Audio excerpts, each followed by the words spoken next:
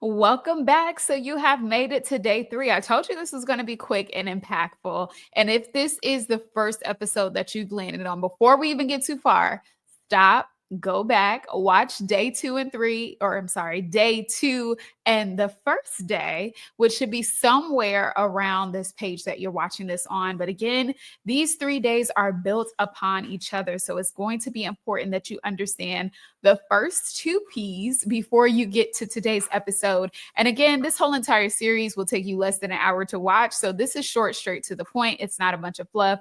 We're getting in because I want you to get out here and start getting some of these contracts, okay?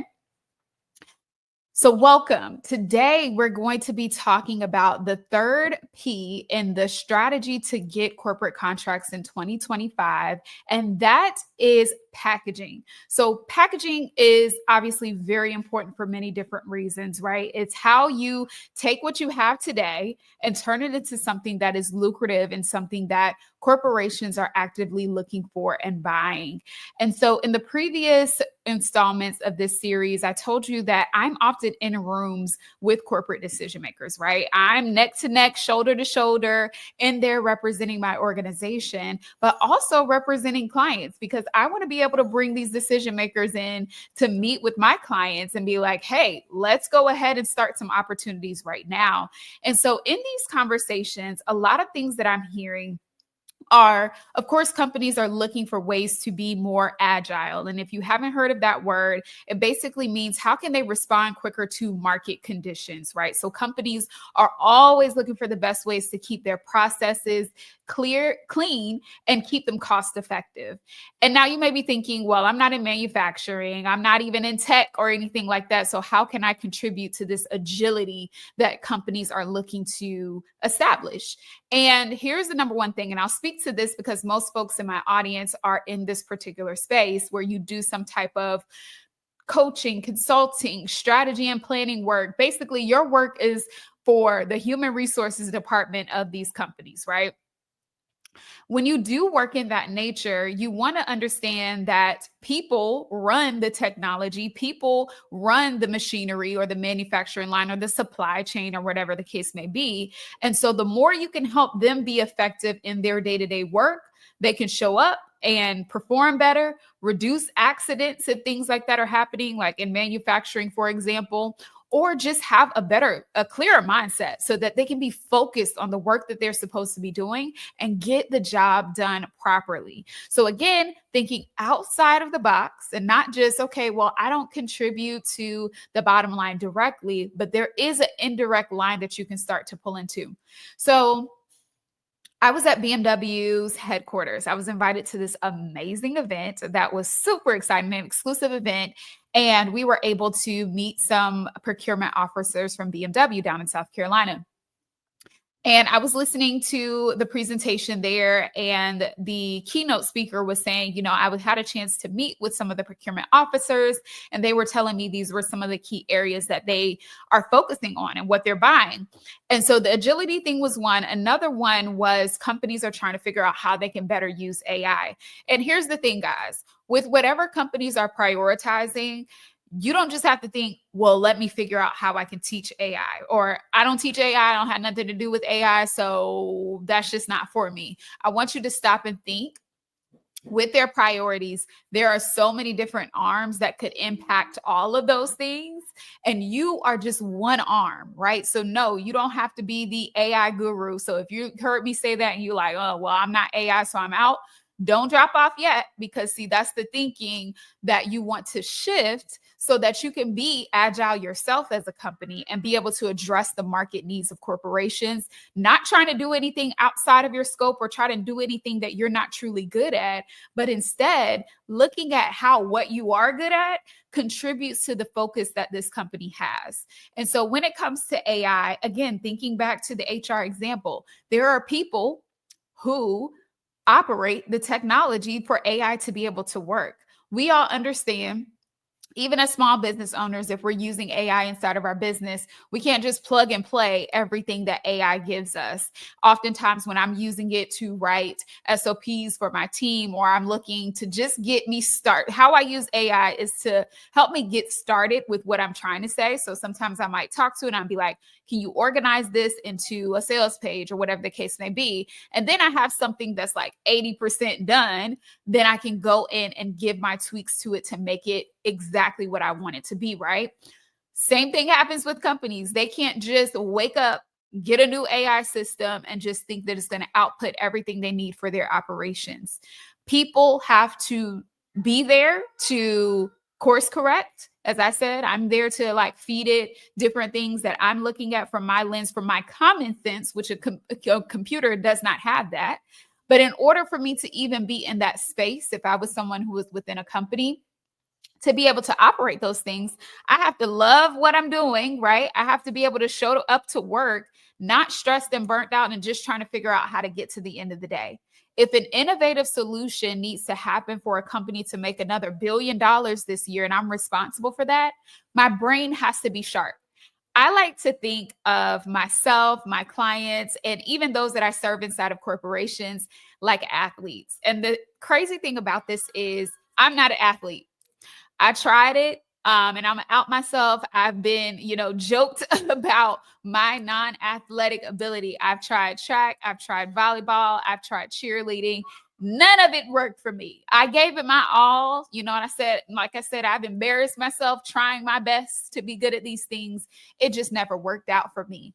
But something about athletics, and I think it's the mindset, it really attracts me. It's like, I like watching the documentaries to see how the quarterbacks prepare. And I'm like, oh, I can see how one of my dream clients to work with is the NFL.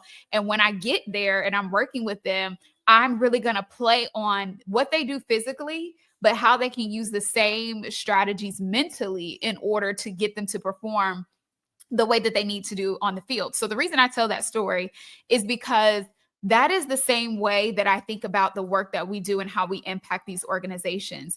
The people are the athletes, right? So in order for them to perform, yes, they have to be physically well, but they also have to be emotionally and mentally well.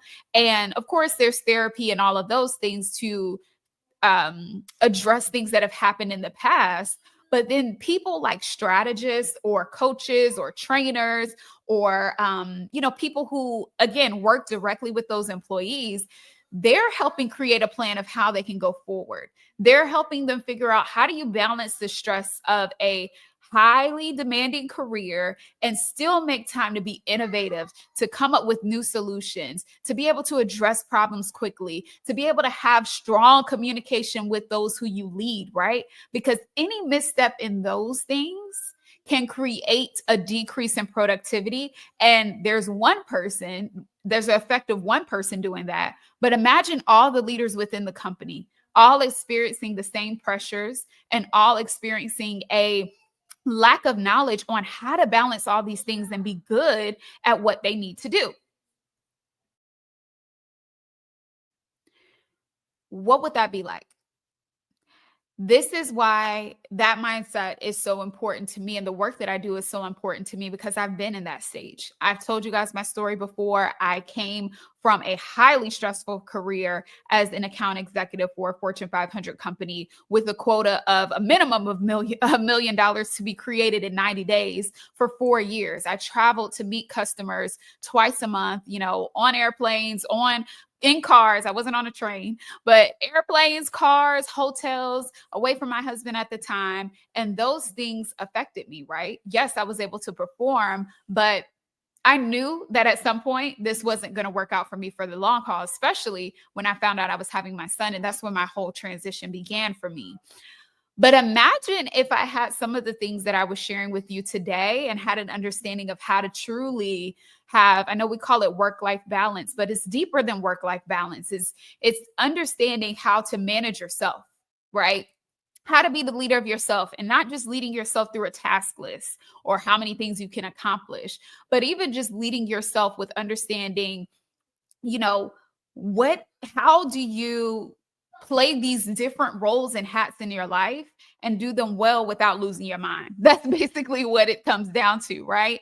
And so when I think of the work that most of us do in terms of services, and again, like the HR consulting space or training space, you are that person. You're the coach on the sidelines working with the quarterbacks to ensure that on Sunday, on Super Bowl day, they don't get up to the line and then crumble like our past Super Bowl, which was so disappointing. Oh, you don't want to get to the most important game time and then crumble.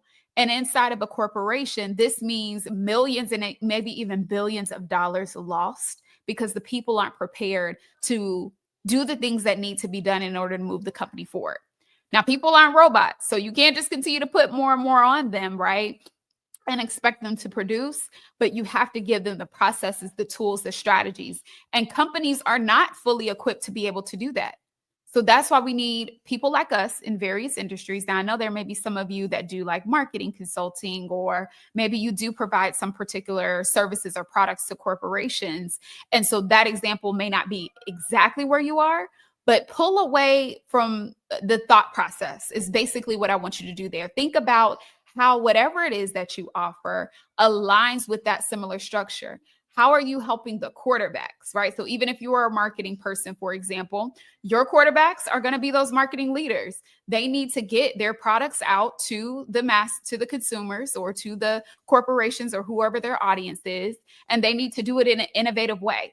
So you are bringing a solution, a process, a system to them that allows them to do this in an even better way. So I always say, one of my taglines, I actually have it in my email signature, is how can we make you the hero? That's the question that you want to ask when you're packaging anything for corporations, when you're putting any services together. How can you make them the hero? And the first thing about making them the hero is understanding what their priorities are right now, today, not yesterday, not what you think they are. What are their priorities for today?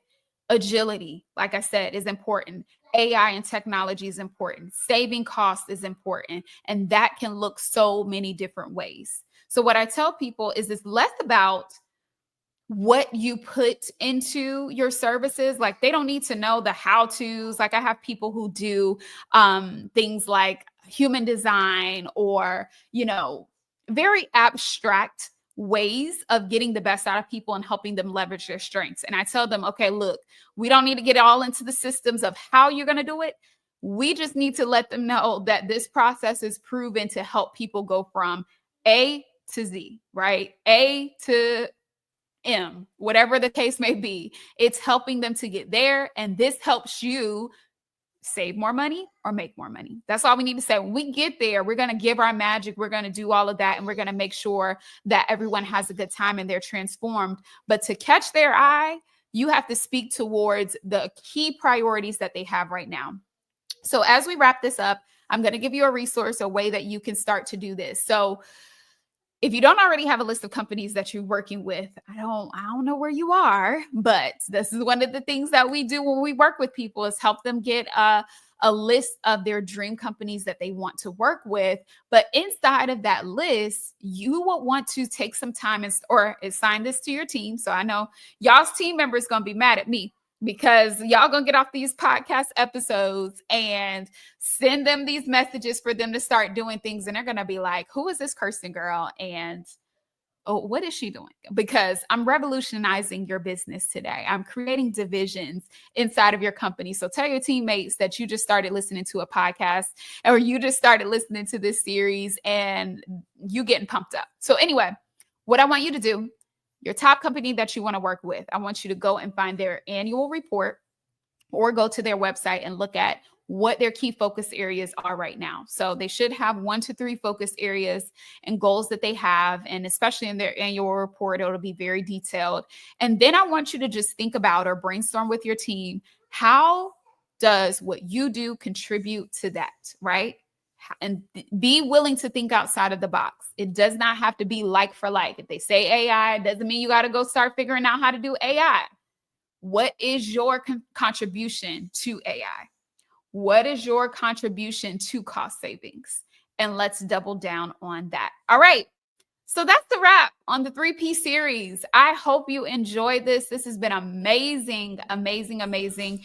And as long as you follow those 3Ps, which are, just to remind you, go back to day 1 and day 2, your positioning, the places where you need to find decision makers, and then your packaging, you will be set up to win contracts in 2025. And I cannot be more excited for you. So if you took away some amazing value from this conversation and you're like, Kirsten, this was amazing, and I want to get your team support in this, then as I shared before, all you have to do is check out the comments or the buttons that are around this video. You'll see them to be able to apply to work with us. And that site is kirstenjallen.com/WWK. And you can apply to work with us and understand all the different things that we do to be able to support businesses growing a corporate division in this way. So I look forward to speaking with you if this is the time for you. And if not, we've got free gifts for you, which you'll find as well. You are in our world now, so you'll be able to see some different things that we have going on. And when the time is right for you, we want you to come in closer, because that's where the true magic happens